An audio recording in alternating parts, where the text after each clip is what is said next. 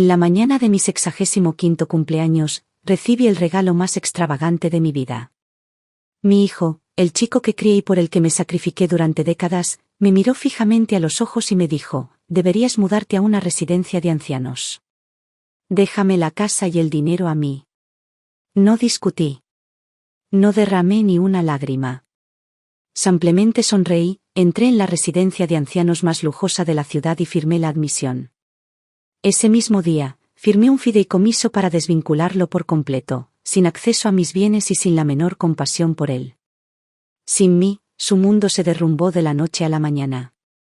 En cuanto a mí, mi verdadera vida comenzó en el momento en que cerré esa puerta tras de mí. Nunca imaginé que pasaría mi 65 cumpleaños de esta manera. Solo quería una cena tranquila.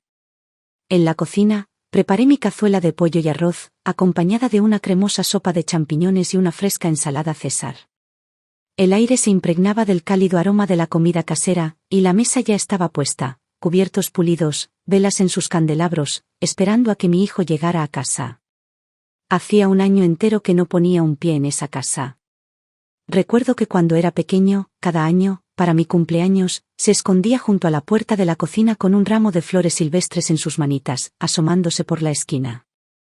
«Feliz cumpleaños, mami», susurraba, con los ojos brillantes de orgullo. Pero, ¿ahora? No recordaba la última vez que me llamó mamá. Miré el reloj de la pared de la sala. Eran las 7:30 de la tarde. Había prometido una sorpresa para esta noche. Pero hasta ahora, ni rastro de su presencia. Encendí las velas. Luego las apagué. Las volví a encender. Finalmente, me rendí. Eran las 8:30 cuando finalmente la puerta principal se abrió con un crujido. ¡Sorpresa! Colin entró tambaleándose, oliendo a alcohol y con una sonrisa perezosa en el rostro. Antes de que pudiera decir una palabra, una mujer lo siguió, aferrada a su brazo, vestida con ropa llamativa, con mucho maquillaje, con una mano balanceando un bolso de mano de gran tamaño y la otra apoyada sobre una barriga visiblemente embarazada.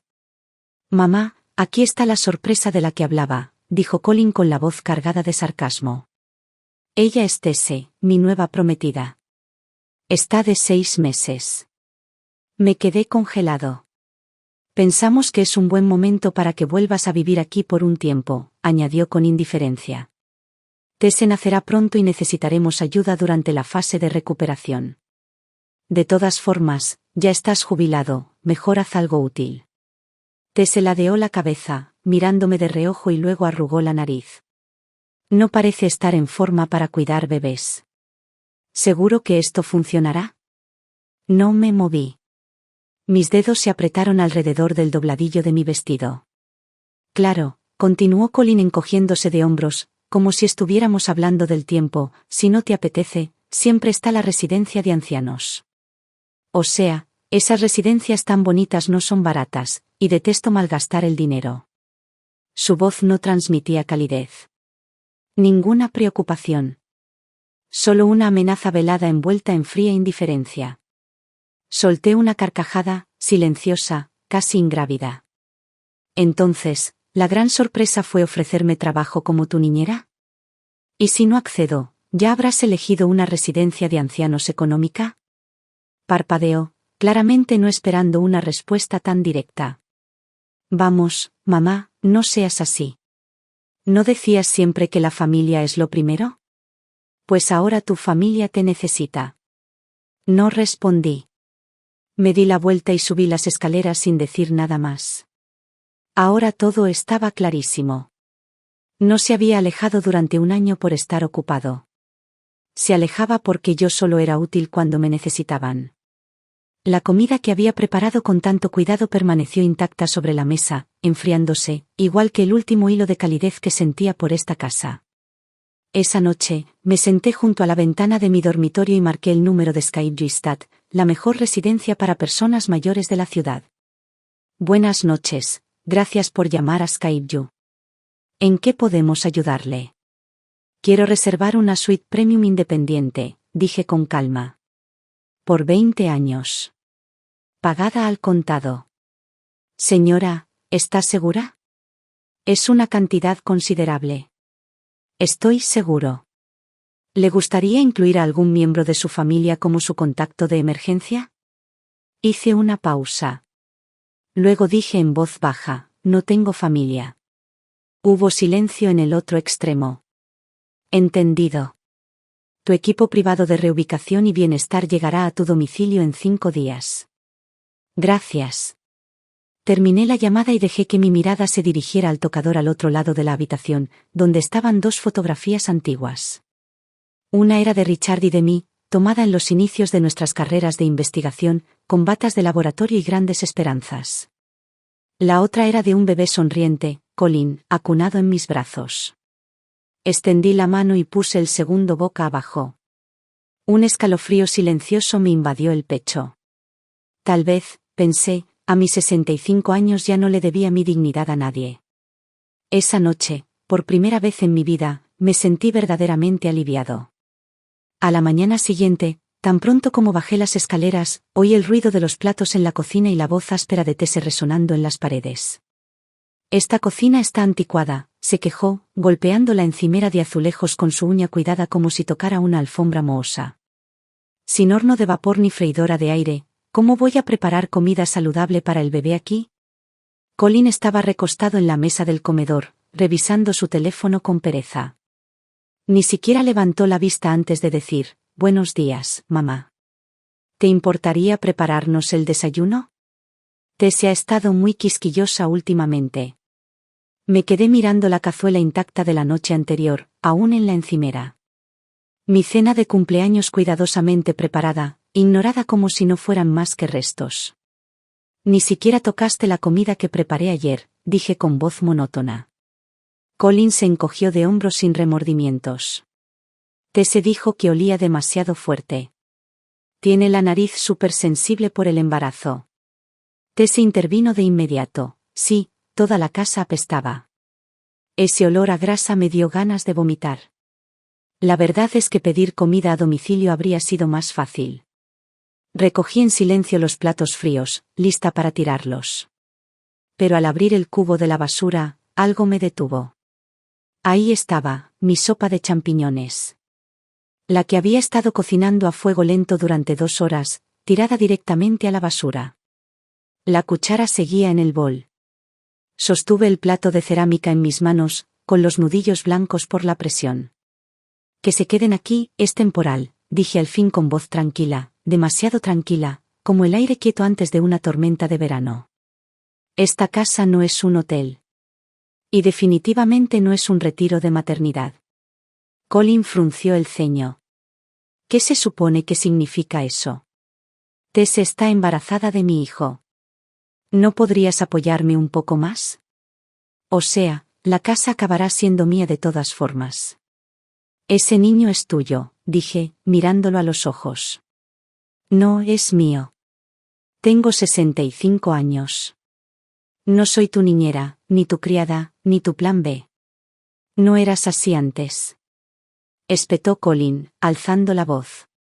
Me querías. ¿Qué te pasó? ¿Cómo te volviste tan frío? Casi me reí. Tenía razón. Lo amaba, quizá demasiado.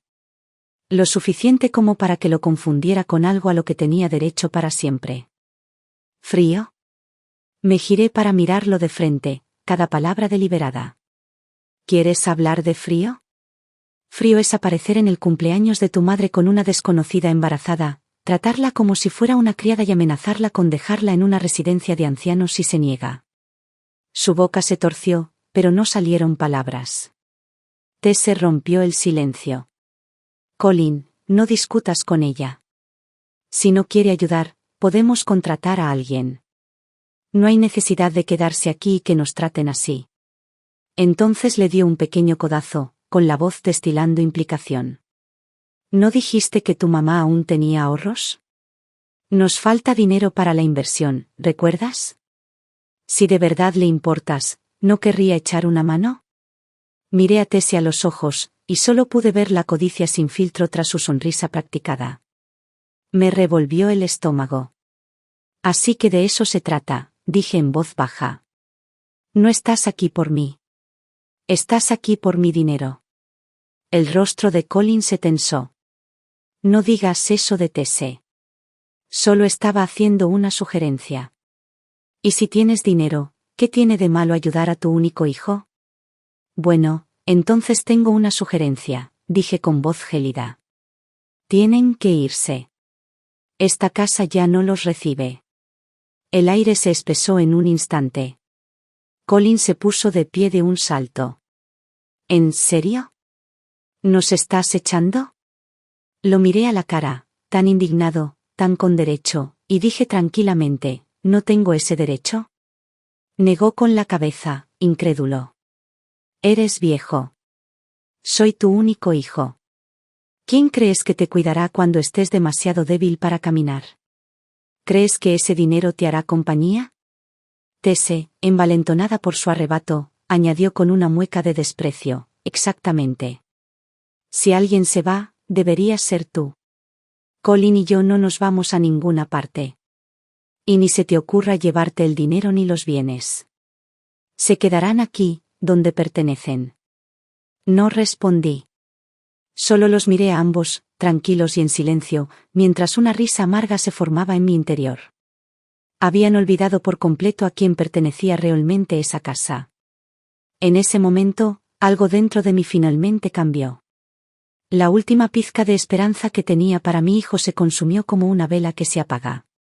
Y supe que esta vez no iba a volver atrás. Ya no viviría para nadie más que para mí misma. Pasaron 2 días y la casa ya no me parecía mía. Tese se había apoderado de la sala, decorando el llamado rincón del bebé, con serpentinas rosas, cojines de dibujos animados y letras de globos brillantes. Parecía que estaba intentando convertir toda la casa en su propia habitación infantil. No quedaba ni un lugar tranquilo donde poder sentarme y disfrutar de una taza de café. Incluso la cocina se había convertido en su territorio. Reorganizó los armarios para adaptarlos a su propio sistema, tirando mis pastilleros, botes de té y carpetas de recetas cuidadosamente etiquetados al armario de almacenamiento como si fueran un desastre. Mientras tanto, Colin pasaba la mayor parte del tiempo encerrado en el estudio, atendiendo interminables llamadas telefónicas, con la voz tensa por el estrés. Por lo que pude deducir, su supuesta nueva empresa no iba bien. Más de una vez lo oí quejarse del flujo de caja con quienquiera que estuviera al otro lado de la línea. Ninguno de los dos había vuelto a mencionar mi cumpleaños. Como si esa noche nunca hubiera sucedido. Creí estar preparado. Creí haberme endurecido lo suficiente como para no sorprenderme. Pero algunos momentos me pillaban desprevenido. Esa tarde, después de podar rosas en el jardín, entré en la cocina y encontré a Tese metiendo mi juego de porcelana fina en una caja de cartón. Esto está muy anticuado, murmuró con la nariz arrugada. Voy a comprarme un juego más moderno. Colin dijo que no te importaría. Ese juego pertenecía a mi madre, dije en voz baja, de pie en la puerta. Miró hacia atrás, visiblemente molesta. Bueno, se ha ido, ¿no? No se puede vivir en el pasado para siempre. Esta es mi casa, dije con firmeza. No la tuya. Y no depende de ti. Ella se burló, mordiéndose el labio antes de decir bruscamente, actúas como si este lugar fuera tuyo, pero seamos honestos, ¿no le pertenecerá todo a Colin pronto de todos modos? Sonreí entonces, tranquila, firme. ¿De verdad estás tan segura de que Colin todavía se quedará con esta casa? Eso la hizo reflexionar. Pero después de un breve momento, se dio la vuelta sin decir palabra, dejando atrás las cajas, la porcelana a medio empacar, descartada como basura. Me agaché y comencé a colocar con cuidado los platos en el armario, uno a uno. Cada uno parecía un pequeño acto de desafío, una forma de resistir, solo un poco más. Pero sabía que no podía hacerlo sola. Esa noche marqué un número al que no había llamado desde hacía mucho tiempo. «Hola», respondió una voz cálida y familiar. Era Marta, la mujer que me había ayudado a administrar esta casa durante años. Colin la había despedido el año pasado sin preguntarme, alegando que no había necesidad de mantener a una solterona en nómina para una casa con un solo ocupante. Soy yo, Marta, dije suavemente. Hubo una pausa de asombro, luego un torrente de emoción. Señora. Ay, gracias a Dios. He estado rezando todos los días para que estuviera bien. Me preguntaba si debería presentarme en su puerta. Estoy bien, dije con un nudo en la garganta. Pero necesito que vuelvas. Ella llegó esa misma tarde. Como en los viejos tiempos, irrumpió por la puerta, se quitó el abrigo y se dirigió directamente a la cocina. ¿Qué demonios? ¿Hay contenedores de comida para llevar en la nevera? Señora, ¿cómo ha estado comiendo esta basura? Todavía sé cocinar, dije con una sonrisa cansada. Pero la cocina ya no me pertenece. Hizo una pausa y luego miró hacia la sala. ¿Esa chica? Asentí. Siempre dije que el joven amo tenía poco criterio, murmuró Marta. ¿Pero esto? Esto se lleva la palma. Es igual que todas las demás, solo que peor. ¿Y ahora incluso a ti te está intimidando? Ay, no. No voy a dejarlo pasar. En ese momento Tese bajó las escaleras. Se detuvo al ver a Marta, con el rostro desencajado. Colin, ¿tu mamá volvió a contratar a alguien? Creí que habíamos quedado en recortar gastos. Marta se irguió, mirándola fijamente. Me contrató la dueña de la casa. A ella le respondo, no a ti. Tese se burló, se contoneó hasta el sofá y se dejó caer sin decir palabra. Pero la hostilidad en su mirada era inconfundible. Para cenar, Marta preparó mi plato favorito, estofado de res y sopa de verduras. Comí despacio, cada bocado como si estuviera reconstruyendo partes de mí que habían empezado a deshacerse. Cuando Colin llegó a casa, el aroma a comida lo impactó de inmediato. Olfateó el aire y sonrió. «Qué bien huele esta noche». Marta salió de la cocina, todavía con la olla en la mano. «Señor, esta era su comida favorita cuando era niño. ¿Recuerda?» La sonrisa de Colin se desvaneció. Su rostro se tensó por la incomodidad. «¿Qué haces aquí?», preguntó frunciendo el ceño. «¿No te dije que estabas jubilado?» «La traje de vuelta», dije tranquilamente. «Mamá», suspiró Colin, frotándose las sienes. «Estás siendo terca otra vez. Sé que no te gusta Tese, pero está embarazada de tu nieto. ¿No podrías intentar ser un poco más comprensiva? ¿Entiendes?» Solté una risita suave. «¿Crees que traje a Marta de vuelta porque no me gusta Tese?» Señalé la mesa del comedor. «Esto es un hogar. No un alquiler. No es un lugar para pasar la noche. No puedes borrar todo lo que hizo mío este lugar». «Mamá, ¿acaso te oyes? Estás arruinando nuestra oportunidad de ser una verdadera familia». «Si esto es lo que llamas una familia», dije con calma, «entonces prefiero estar solo». Colin golpeó el tenedor sobre la mesa con un fuerte ruido, haciendo vibrar los platos. Se puso de pie de un salto y gritó, «Bien. Sé tu pequeña reina solitaria. Pero no vengas arrastrándote cuando estés vieja e indefensa y no haya nadie que te cuide». Le sostuve la mirada, firme. Mejor vivir solo y con los ojos bien abiertos, que utilizado a ciegas. En ese momento supe que algo había cambiado entre nosotros para siempre. Cualquier vínculo que alguna vez hayamos tenido, cualquier ilusión de madre e hijo, ambos habíamos cruzado una línea que ya no podíamos descruzar. Ya no esperaba que me comprendiera. Ya no creía que cambiaría. Todo lo que quería ahora era pasar el resto de mis años sin sacrificar mi dignidad por nadie. El cielo fuera de la ventana de la cocina todavía estaba oscuro cuando terminé mi segunda taza de café en la mesa del comedor. Marta se movía silenciosamente por la cocina, preparando el desayuno. No hizo muchas preguntas, nunca las necesitó. Recorrió con la mirada la gruesa pila de documentos a mi lado y finalmente preguntó en voz baja, «Señora, ¿estás segura de esto?» Asentí levemente y cerré la carpeta con cuidado. No fue un impulso emocional. Fue una decisión que tardé mucho en tomar. Durante años, la rebeldía y la crueldad de Colin me habían herido como cuchillas diminutas, pero seguía poniendo excusas por él, diciéndome que simplemente estaba perdido, que con el tiempo cambiaría. Después de todo, había dedicado gran parte de mi vida a criarlo. Pero ahora finalmente podía admitirlo, el lugar que una vez llamé hogar ya no me pertenecía. El equipo de transición de Skyview llegará mañana a las 10, dije en voz baja. Quiero que todo salga bien. Marta se quedó paralizada frente a la estufa, con los ojos brillantes. Señora, usted ha vivido en esta casa casi toda su vida. Precisamente por eso es hora de decir adiós, respondí. Ella asintió sin decir palabra y volvió a organizar mi pastillero. A las 9:30, Colin entró arrastrando los pies en la sala, con cara de no haber pegado ojo. Tenía ojeras y llevaba la petaca de Tese como si fuera de plomo.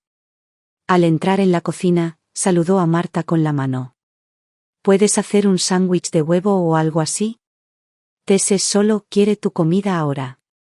Hace 2 días no parecía gustarle esta cocina, respondió Marta, fría como el acero. Colin frunció el ceño, pero no respondió. Se dejó caer en el sofá y encendió la televisión. Lo observé, el hombre que de niño se subía a mi regazo y me rogaba que le leyera cuentos antes de dormir. Ahora se sentía más como un extraño que alquilaba un espacio en mi casa. Colin, tenemos que hablar, dije suavemente. ¿Puede esperar?, murmuró sin mirarme. Acabo de sentarme. Ahora, dije, más firme esta vez. Finalmente apagó la tele y me miró, exasperado.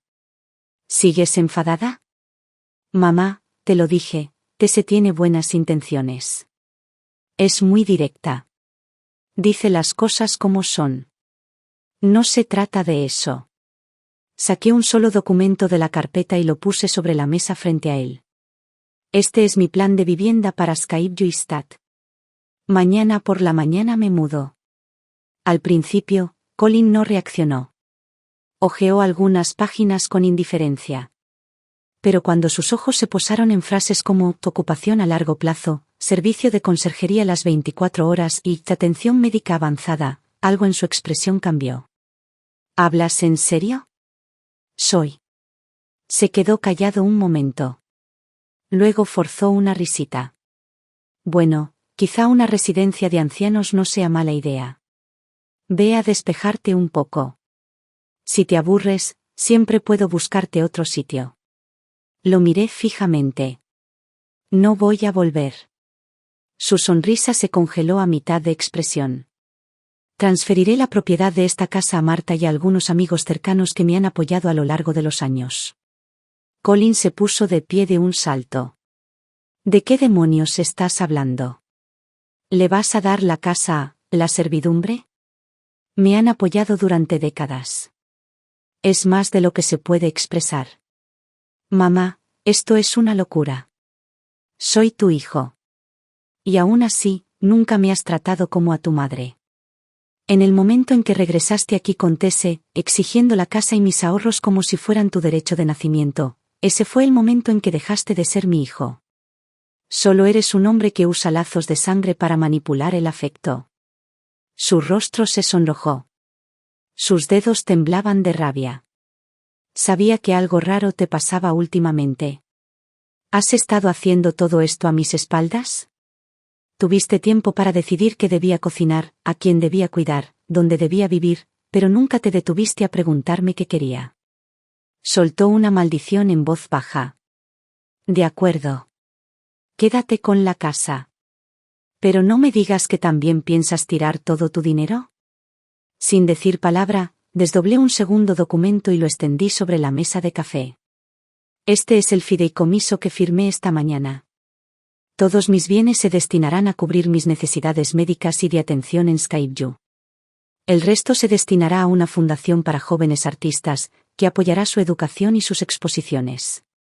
Sus ojos recorrieron la página, agrandándose cada segundo. ¿Estás dando tu dinero a algún estúpido fondo de arte? Ese fondo estúpido refleja lo que me importa ahora, dije con serenidad. Es mejor que el dinero vaya a alguien que persigue un sueño que lo malgaste a alguien que solo sabe tomar. Soltó una risa amarga. Te has vuelto loco. ¿Quién demonios crea una fundación a tu edad? Sí. Lo miré a los ojos sin pestañear. Porque es mi dinero. Y soy la única que decide para qué lo uso. El aire entre nosotros se hizo más denso, pesado y silencioso. En ese momento sonó el timbre. Marta lo abrió y reveló el equipo de transición de SkypeU, 3 profesionales con trajes a medida, tranquilos y educados, que llevaban portapapeles, una lista de verificación de mudanza y formularios de admisión médica. Buenos días, señora Whitmore, dijo uno de ellos con una sonrisa cortés. Estamos aquí para guiarla en su proceso de incorporación final antes de su mudanza mañana. Colin palideció. El color desapareció de su rostro al comprender lo que estaba pasando. Esto no era una amenaza. Esto no era temporal. Esto era real. Y me iba. Mamá, ¿de verdad vas a seguir con esto? Se le quebró la voz. ¿Vas a dejar esta casa en manos de desconocidos y simplemente alejarte de mí? Con calma, volví a juntar los papeles en la carpeta y me puse de pie.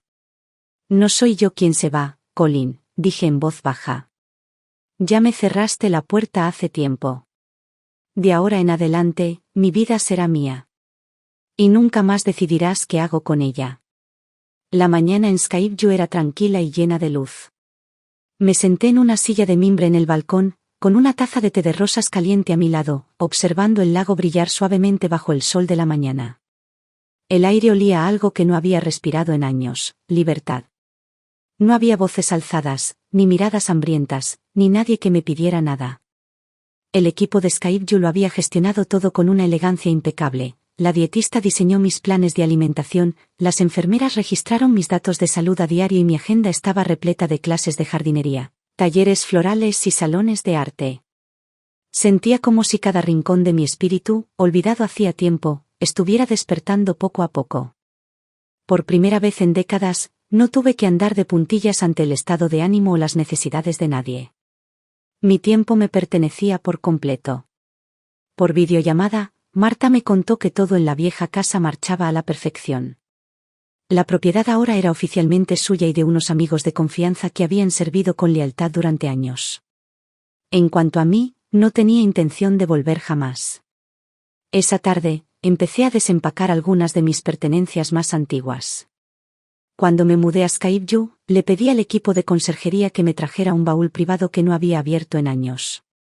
Dentro, enterrado bajo capas de terciopelo, había un pesado marco de madera que casi había olvidado. Levanté la tela y allí estaba, su firma todavía perfectamente intacta en la esquina inferior derecha. Emily Harrington. Ella había sido mi amiga más cercana en la universidad. Este fue el último cuadro que ella me regaló. Tras graduarse, Emily emprendió una beca de viaje con sus pinceles y sus sueños. Yo me quedé, sumergiéndome en mi carrera y, finalmente, en un matrimonio que transformaría mi vida. Nos habíamos desviado, silenciosa e inevitablemente, hacia mundos diferentes. Tituló el cuadro Orquídeas al anochecer y me lo envió con una nota manuscrita. Sé cuánto te encantan las orquídeas a la luz del atardecer. Espero que siempre recuerdes los sueños que compartimos. Lo había mantenido sellado en mi estudio durante todos esos años, no por su valor de mercado, sino porque significaba demasiado. Pero ahora, descansando en la soleada sala de estar de SkypeU, la pintura parecía adquirir un nuevo significado. Ya no era la mujer que dirigía un hogar, que vivía al servicio de los demás. Por fin era alguien que tenía el espacio, y el derecho, de recuperar su mundo interior. Mientras contemplaba la pintura, una silenciosa idea se apoderó de mí: quizá era hora de compartir estas cosas que había ocultado durante tanto tiempo. Quizá podría hacer algo real, por jóvenes artistas como Emily lo fue en su día. En aquel entonces no tenía ni idea de que la pintura marcaría el inicio de un nuevo viaje. Hasta esta mañana, cuando la recepción de SkypeU me entregó un sobre, una invitación del Museo de Arte de la ciudad. Una exposición de las últimas obras de Emily. El tema: Mujeres y naturaleza.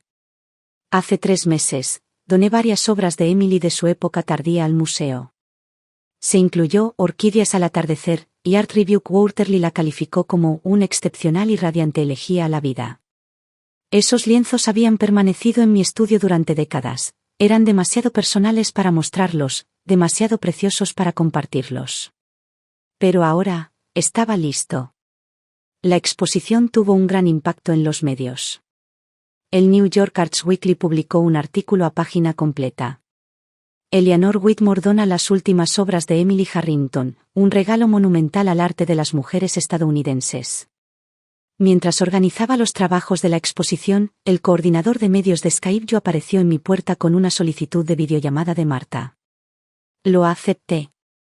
Ella se quedó parada en la puerta principal de la vieja casa, con una expresión indescifrable. Señora, dijo, su donación ha sido noticia. Colin la vio y casi tira la mesa de centro. Me reí entre dientes. ¿No sigue ocupado intentando cambiar el sofá de la sala por una pieza italiana carísima? Marta suspiró. No es el arte lo que le molesta. Es que llegó demasiado tarde. Hizo una pausa. Hoy me dijo, esos cuadros deberían haber sido reliquias familiares. Luego me preguntó si tenías algo más valioso guardado. Asentí lentamente. Así que, por fin tiene miedo. Sonrió con ironía. Aún más interesante, vino alguien del banco. Había solicitado un préstamo personal. Se lo denegaron. Sus cuentas fueron congeladas. Preguntó si usted tenía algo que ver. No toqué su dinero, respondí con calma. Simplemente le revoqué el acceso a mis subcuentas y cancelé todas las transferencias automáticas. El resto siempre dependía de él. Claro, dijo Marta con tono más duro. Intentó ofrecer la casa como garantía. Fue entonces cuando se enteró, el título de propiedad ya está a nuestro nombre. Sonreí levemente. La última pieza del rompecabezas está en su lugar. Ella dudó. Señora, ¿de verdad no le va a dejar nada? Hice una pausa. Luego, con suavidad, dije, hay una cosa. Una carta. Cuando llegue el momento, dale la llave de la caja fuerte. Marta asintió, ahora en silencio. Terminé la llamada y me volví hacia la ventana. Afuera, el jardinero podaba rosas. Un grupo de vecinos se reunió junto al cenador, compartiendo consejos sobre arreglos florales. Dos jóvenes practicaban el violín cerca de la fuente, sus notas flotaban en el aire como algo sagrado. Y en algún lugar más allá de ese mundo pacífico, mi hijo, el niño alrededor del cual una vez centró mi vida, estaba empezando a aprender lo que realmente se sentía la pérdida.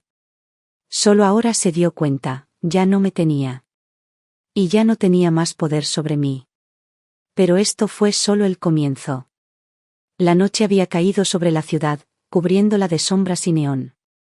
La lluvia de la tarde aún resbalaba las calles, reflejando la borrosidad de los faros y los letreros de las tiendas.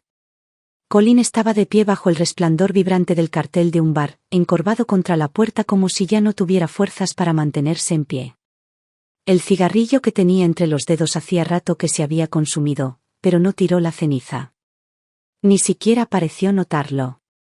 Su rostro estaba hundido por el cansancio, con ojeras bajo los ojos, y un leve hedor a humo y whisky rancio se le pegaba a la mandíbula sin afeitar.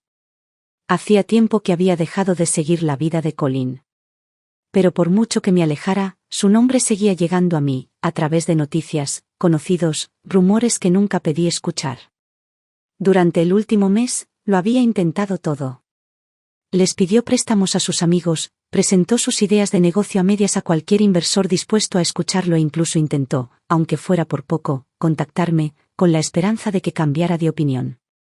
Ya nadie compraba lo que él vendía. Había cortado todos los lazos financieros de los que alguna vez dependió.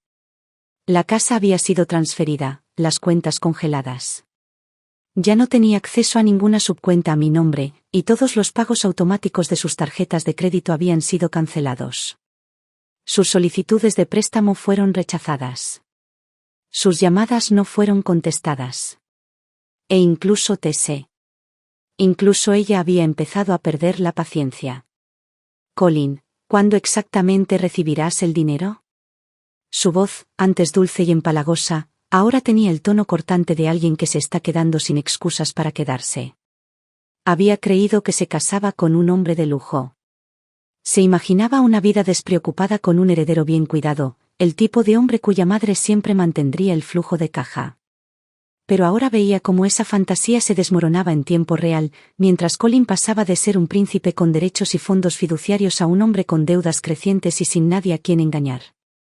Esa tarde, después de terminar un taller de jardinería, me senté en mi balcón a revisar propuestas para la fundación. Una me llamó la atención: una escuela secundaria de arte en Boston había presentado una solicitud. Querían establecer un estudio en honor a Emily Harrington, dedicado a apoyar a jóvenes artistas de familias de bajos recursos. Aprobé la subvención en el acto. Junto con la aprobación, incluí un membrete recién impreso de la fundación. El gesto, el propósito, todo significó mucho más para mí que entregarle un cheque a Colin. Justo antes de la cena, llegó la videollamada de Marta. Ella estaba parada afuera de la vieja casa, con su rostro demacrado y serio. «Señora, necesito ponerla al día», dijo en voz baja. «Colin, no está bien». «No, hable». Simplemente asentí, dándole espacio para continuar. Le han rechazado varios préstamos. Ninguno de sus viejos amigos quiere hablar de sus llamadas. Dicen que lo han visto en un par de casinos, y ya ha acumulado una deuda considerable. Dejé mi taza de té sin decir palabra. No me sorprendió. En realidad no. En el momento en que decidió utilizar el amor de una madre como moneda de cambio, ya había dado el primer paso hacia perderlo todo. Alguien lo vio en un club privado la otra noche, continuó Marta. Perdió mucho dinero. Intentó usar la casa como garantía, solo para descubrir, demasiado tarde, que la escritura ya no estaba a su nombre. Dicen que casi la pierde allí mismo. Cerré los ojos por un momento y respiré lenta y profundamente. Ya he hecho suficiente, dije en voz baja. Si aún no ve lo que está roto, nadie podrá salvarlo. Hubo una pausa. Entonces Marta preguntó con dulzura: ¿piensas volver a verlo? No respondí. En cambio, volví la mirada hacia el agua quieta del lago que se extendía más allá del balcón. Sabía que llegaría el día, un último encuentro entre madre e hijo. Pero no sería una reunión. Sería un adiós. Para siempre. El día que apareció en la puerta principal de Skyview, yo estaba trabajando en el informe anual de la fundación. Una enfermera golpeó suavemente la puerta mientras yo revisaba una sección del documento. «Señora Whitmore», dijo en voz baja, «hay un hombre en recepción. Dice que es de su familia». Dejé el bolígrafo sin apresurarme a responder. En cambio, pregunté: «¿Qué aspecto tiene?». La enfermera dudó. Luego respondió en voz baja: «Se ve cansado. Y un poco mal». Asentí, me puse de pie y me puse el abrigo. Mientras caminaba hacia la entrada, lo vi desde lejos, de pie al costado del sendero del jardín, cerca de las hortensias que comenzaban a florecer. Parecía una sombra del hombre que una vez se esforzó tanto por ser. Su ropa estaba arrugada y manchada, su cabello despeinado, su rostro ensombrecido por una barba incipiente. El orgullo que antes brillaba en sus ojos había desaparecido. Nos miramos a los ojos durante varios segundos. Las primeras palabras que salieron de su boca no fueron «hola» ni «vine a verte». Fueron: «Ganaste».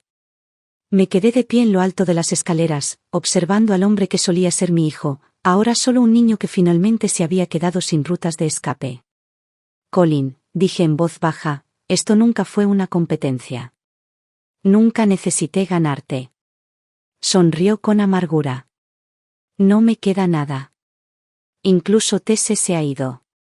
Asentí. No me conmovió mucho. «¿Qué es lo que quieres de mí?», pregunté. Abrió la boca, buscando las palabras. Finalmente, bajó la mirada. Yo la he cagado». Suspiré. Que yo hubiera metido la pata me hacía sentir más vacío que los que solía murmurar de niño, con lágrimas en los ojos por un jarrón roto. Porque esta vez, sabía que no lo lamentaba. Estaba perdido. «Ni siquiera tengo dónde quedarme», dijo, con la voz apenas susurrando. «¿De verdad vas a dejarme así?». Me quedé en silencio por un largo momento. «No te estoy abandonando, Colin.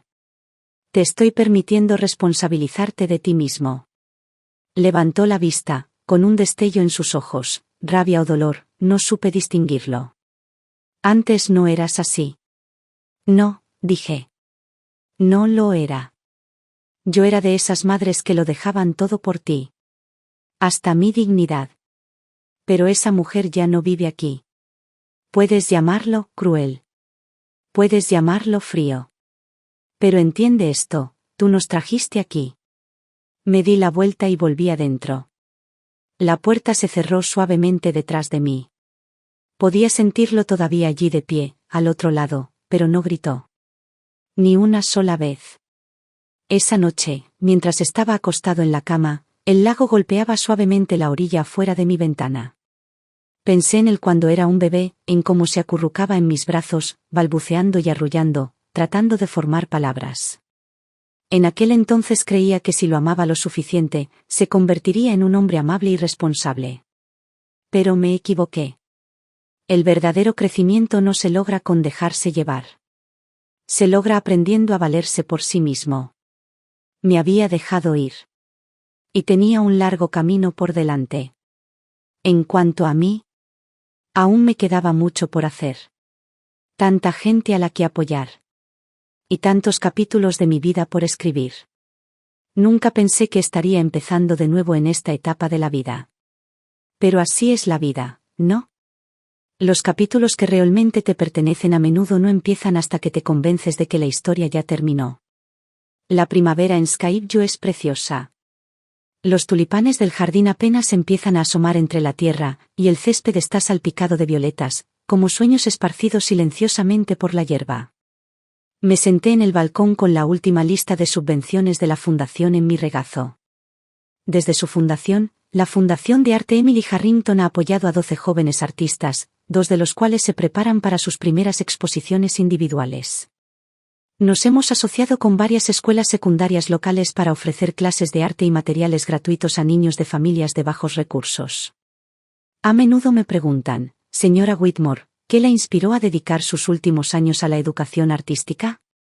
Siempre sonrío y digo, simplemente elegí dar lo que habría sido riqueza desperdiciada a quienes realmente crean algo con ella. Pero la verdad es que todo esto ha sido un regalo para mí. Cada esfuerzo, cada beca, cada estudiante apoyado, es mi forma de decir. Sigo teniendo valor. Sigo teniendo un propósito. Y sigo teniendo el poder de forjar algo significativo. Esa noche, me invitaron a asistir a una pequeña exposición organizada por la Fundación. El lugar era el Salón Multiusos de Skyview, transformado en una acogedora y elegante galería. Un grupo de estudiantes se paraba orgulloso junto a sus obras de arte, charlando y riendo, con los ojos brillantes de esperanza. Una chica llamada Nora se me acercó tímidamente. Su pintura era una acuarela minimalista de una mujer solitaria junto a un lago, con una orquídea en plena floración a su lado. Pinté esto para ti, dijo en voz baja. He oído que te encantan las orquídeas. Sonreí y tomé el cuadro en mis manos. Gracias, Nora, dije. ¿Sabes? Se parece mucho a mí. Sus ojos se abrieron de par en par. ¿En serio? De verdad, asentí. Pero ya no. Ya no soy la mujer sola a la orilla del lago. Ya no. He entrado en mi propia vida. Después de la exposición, me quedé junto al ventanal, observando cómo la luz de la luna danzaba sobre la superficie del lago. A lo lejos, oía la risa de los niños, y en la sala contigua, el coro de los mayores ensayaba, armonías tenues que se mezclaban como una canción de cuna. La vida era tranquila ahora. Y amable. Más tarde esa noche, Marta me envió un mensaje. El huerto comunitario de la vieja casa por fin había sido renovado. Adjuntó una foto, viejos amigos en la cocina, riendo con ollas y sartenes, hierbas frescas y rosas floreciendo en el jardín. Se veía más animado que nunca cuando vivía allí. Le respondí, cuida bien esa casa. Considérala tu segundo capítulo. Ella respondió, no solo nos diste una casa. Nos diste dignidad. Me quedé mirando su mensaje durante un largo rato, con los ojos empañados. Solo entonces me di cuenta de que lo que creía haber perdido no estaba perdido en absoluto. Simplemente se había transformado. Unos días después, llegó una carta. Escrita a mano. De Colin. La escritura era irregular y temblorosa. Pero la reconocí al instante. Dijo que por fin había leído la última carta que le dejé.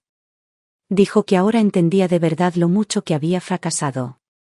Dijo que se había mudado a un apartamento de bajos recursos en las afueras, había conseguido un trabajo como empleado de almacén y había empezado a intentar dejar el juego. Dijo que sabía que esta era la vida que se había ganado y que no esperaba perdón. Pero que tal vez, algún día, esperaba estar ante mí, no para pedir nada, sino simplemente para que lo viera de nuevo, con honestidad, como un hombre nuevo. No respondí. Pero coloqué la carta cuidadosamente en mi cajón, justo al lado del cuadro de Emily. Quizás algún día lo perdone. Pero, hoy no. No porque todavía esté enojado. Sino porque finalmente aprendí a ponerme a mí primero. Esta mañana, el sol salió suave y dorado mientras caminaba sola por el sendero del jardín de Skyview. La brisa era cálida y, de alguna manera, me sentí más ligero, como si una parte de mí finalmente se hubiera soltado. Sabía que mi historia no había terminado. Tal vez había pasado la primera mitad de mi vida viviendo para los demás, cuidando, complaciendo, comprometiéndome, tratando de no ocupar demasiado espacio. ¿Y el resto? Eso me pertenecería. Que mis pasos nunca más sean arrastrados por nadie. Que mi corazón nunca más se encoja para caber en el mundo de alguien más. Y que todo lo que venga después de los 65. Finalmente, gloriosamente, sea mío. Solo cuando un hombre toca fondo finalmente comienza a mirar atrás y a ver verdaderamente quién estuvo a su lado cuando estaba en la cima. Solía pensar que lo tenía todo, dinero, tiempo y un futuro lleno de facilidades. No fue hasta que lo perdí todo que me di cuenta, la vida no viene con un botón de reinicio. Me llamo Colin Whitmore. Antes me llamaban el chico de oro. Rico. Astuto. Con buenos contactos. Destinado al éxito. Y ahora. Solo soy un hombre sin nada que contar. Quiero contar mi historia, no para defenderme ni para pedir lástima, sino para intentar encontrarle sentido. Para explicarlo todo, pieza por pieza, y entender cómo arruiné una mano ganadora tan completamente. Últimamente, he estado soñando con mi infancia. En aquel entonces, la vida era buena. No, perfecta. Mamá tarareaba esa vieja melodía mientras horneaba pastel de manzana en la cocina, el aroma flotaba en el aire como una promesa. Afuera, sus rosales florecían en suaves racimos, y yo me sentaba en un pequeño taburete, esperando a que se enfriara la primera rebanada mientras le preguntaba, «Mamá, ¿siempre estarás conmigo?» Ella sonreía y asentía cada vez. «Claro, cariño». Tenía unas manos tan delicadas, capaces de convertir un simple papel blanco en pequeñas obras maestras para mis proyectos escolares. Papá era un hombre amable y estudioso, profesor universitario al que le encantaba leer poesía en el sofá. Trabajaba hasta tarde casi todas las noches, pero todos los fines de semana, sin falta, me llevaba a pescar al lago. Los chicos necesitan aprender a tener paciencia, Colin, decía. Si puedes esperar al pez, puedes esperar la vida. No decía mucho, pero siempre había algo firme y cálido en sus ojos. Me amaron. Profundamente. Y yo los amé con toda la fuerza de un corazón de niño. Cuando me resfriaba o tenía fiebre, mamá se quedaba despierta a mi lado toda la noche. En mis cumpleaños, papá nunca me traía juguetes, me regalaba libros. Solía decir, de lo que un hombre debería estar orgulloso es de su mente, no de su billetera. En aquel entonces no entendía esas palabras. El amor se sentía automático. Inquebrantable. Nunca imaginé cómo sería perderlo. La muerte de papá ocurrió de la nada. Un ataque cardíaco que cayó como un rayo. Recuerdo esa noche, mamá me abrazaba y sollozaba como una niña. Yo también lloré, pero lo que realmente sentía era miedo. Miedo de que el techo se hubiera agrietado. De que no nos quedara nadie para sostenerlo. Pero mamá no se desmoronó. Ella dio un paso al frente. Se hizo cargo de los asuntos de papá, reestructuró el fideicomiso familiar y se encargó de cada pequeño detalle con sus propias manos. Y yo me acostumbré a que me cuidaran. La respetaba. De verdad. Pero en algún momento, ese respeto se transformó en algo más. Ella me dio todo lo que siempre quise: ropa, juguetes, matrícula, oportunidades. Nunca me faltó lo bueno. Ni una sola vez. ¿Y qué le di a cambio? Solo un hijo que venía a casa cada vez menos. Una voz que se volvía más fría con cada visita. Y decepción tras decepción, apiladas como deudas sin pagar. Tuve mi primera experiencia con el círculo en la escuela secundaria. Chicos como yo, ricos, con derecho a todo, intocables.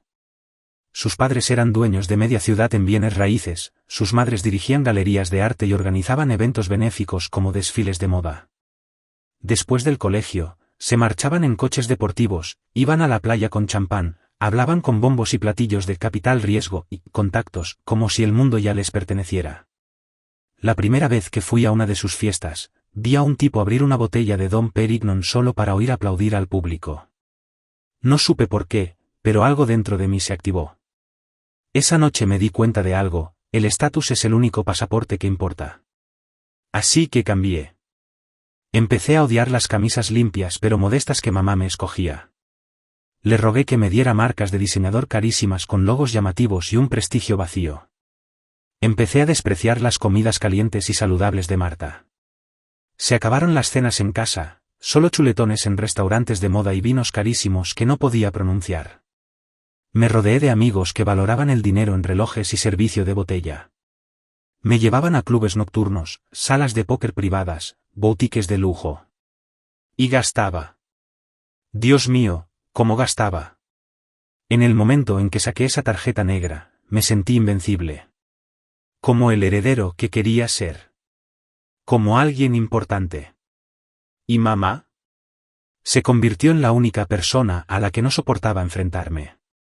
Ella me preguntaba: ¿en qué has estado trabajando últimamente? Yo le quitaba importancia: en proyectos. Ella decía: estás gastando demasiado. Yo me burlaba: ¿para qué sirve el dinero si no es para gastar? Ella insistía: tienes que hacerte responsable de ti mismo. Y yo respondía: entonces, ¿por qué me dejas una herencia? Cuanto más intentaba alcanzarme, más me alejaba yo. Ella no lo entendió. No me entendió. Ella no entendía que yo intentaba pertenecer a un mundo donde el dinero importaba. Así que empecé a verla no como mi madre, sino como un obstáculo. Cuanto más desaprobaba a mis amigos, más me aferraba a ellos. Cuanto más criticaba mi estilo de vida, con más extravagancia lo hacía. No es que no supiera que la estaba decepcionando. Simplemente no me importaba. Me dije a mí mismo que estaba amargada. Que resentía mi libertad. Que era tacaña, anticuada y controladora. Mis amigos repitieron esa mentira. Simplemente no quiere que la superes, dijeron. Está celosa. Así que dejé de ir a casa. Y cuando lo hacía, era solo para decir: necesito capital para empezar. Tengo esta oportunidad de inversión. Esta es la base para nuestro futuro. Al principio, intentó razonar conmigo. Después, simplemente se quedó callada. Finalmente, dejó de ponerme un lugar en la mesa. No me importó. Me dije a mí mismo que finalmente estaba aprendiendo cuál era su lugar. Pero ella nunca se rindió. Todavía me enviaba dinero cada mes. Marta todavía me traía medicinas cuando estaba enfermo. Nunca le di las gracias. Una vez, casi me involucran en un plan de inversión ilegal. Ella me buscó un abogado y arregló el desastre entre bastidores. Y entré furiosa a casa y le grité por meterse en mi vida. Ella simplemente me miró, cansada y tranquila. Solo quiero ayudarte a evitar los peores errores, dijo. Pero es mi vida, espeté. No puedes controlarme para siempre. Mirando hacia atrás, probablemente esa fue la cosa más cruel que le dije jamás. Pero lo peor vino después. Su 60º cumpleaños. Volví a casa, no para celebrar, sino para dar un paso adelante. Llevé a Tese, que estaba embarazada. Necesitábamos dinero, y pensé que su embarazo sería una moneda de cambio perfecta. Me dije que era estratégico. Mamá tenía esa casa enorme, toda para ella. El fideicomiso familiar, los fondos de la fundación, todo estaba allí, intacto. Nunca antes me había dejado de ayudar. Claro que ahora me ayudaría. Creí que lo tenía todo planeado. Presentaríamos a Tese y al bebé como la sorpresa, diríamos que queríamos mantener unida a la familia y luego pediríamos que se mudara con nosotros y ayudara con el posparto. Una vez que se ablandara, le pediría con más detalle la verdadera ayuda, apoyo económico, solo hasta que nos recuperáramos. Creí que estaba siendo inteligente. Pero ella vio a través de mí en un instante. Cuando dijo, entonces, la gran sorpresa, es que quieres que sea tu niñera. Sentí que el suelo se movía bajo mis pies. Por primera vez me di cuenta de que ella ya no iba a desempeñar su papel. Y entré en pánico. Pero fingí que aún tenía el control. No gritó. No luchó. Simplemente desapareció, silenciosa y completamente. Sin dramatismo. Sin confrontación. Firmó el contrato de Skyview. Creó un fideicomiso. Transfirió la escritura de la casa. Cortó cualquier fuente de apoyo financiero. Cada acción, deliberada y constante, como si estuviera escribiendo una despedida final con tinta que no podía borrar. Y aún así pensé que volvería. Recuerdo el día que me entregó los documentos de residencia de Skyview. Mi primera reacción no fue de sorpresa. Fue de rabia. No porque se fuera, sino porque tuvo el descaro de irse sin mi permiso. Estaba acostumbrado a que me esperara en el mismo sitio. Acostumbrado a que me perdonara sin rechistar. Acostumbrado a que se mantuviera firme, por mucho que la presionara. Pensé que siempre sería esa mujer, la que me daba palmaditas en la cabeza incluso después de que rompiera su taza de porcelana favorita y me susurraba, no pasa nada, cariño. No llores. Pero esta vez, ella se dio la vuelta. Y cuando se fue, se llevó todo consigo. El dinero. La casa. La identidad que había tomado prestada como si fuera un disfraz. Incluso el amor que solía fingir que no necesitaba, ella también me lo quitó. Fui a pedir préstamos a unos amigos. Dijeron, Colin. ¿Ese tipo? Sus truquitos dejaron de funcionar hace años. Solicité crédito.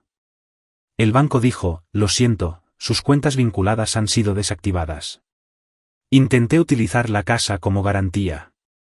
Fue entonces cuando me enteré de que ya no era dueño de la casa. Y luego Tese también se fue. Salió sin decir palabra. Y así, sin más, no me quedó nada con que aferrarme. Ni bebé, ni pareja, ni excusa para volver a arrastrarme con mamá una vez más. Así que me arriesgué. Me dije que lo recuperaría en una noche, quizá 2. Pero perdí, una y otra vez. Y con cada apuesta, perdía un poco más de mí. Cuando llegué a las puertas de Skyview, ni siquiera reconocí quién era. Entonces la vi, emergiendo de la luz del sol como si perteneciera a ella. Tranquila. Con la mirada clara. Plena. Dije, tú ganas. Ella dijo, esto no era una competición. Dije, me equivoqué. Ella me miró y preguntó, ¿y ahora? Y en ese momento, lo entendí. No me estaba castigando. Finalmente se estaba eligiendo a sí misma. Esa noche volví a casa, si es que así se le puede llamar, al pequeño apartamento al que me acababa de mudar en las afueras. Me senté en mi escritorio de segunda mano, con las manos temblorosas, y le escribí una carta. Le dije que había encontrado trabajo en un almacén. Que estaba intentando empezar de cero. Que no sabía si alguna vez podría perdonarme. Pero que por fin lo entendí, ella era la única persona que me había amado sin pedir nada a cambio. No sé si alguna vez responderá. No lo espero. Pero doblé la carta con cuidado y la envié de todos modos. Porque la verdad es que aún me queda mucho camino por recorrer. Tengo deudas que pagar. Errores que corregir. Ruinas que creé y que ahora tengo que reconstruir, pieza por pieza. Ella me dio todo, su bondad, su paciencia, su fuerza. Y yo lo aplasté todo bajo el peso de mi propio orgullo. Ella no era mi cajero automático. Ella no era mi red de seguridad. Ella era mi hogar. Y pensé que nunca se iría. Pero lo hizo. Solo ahora veo. Ella ya me había dado todo.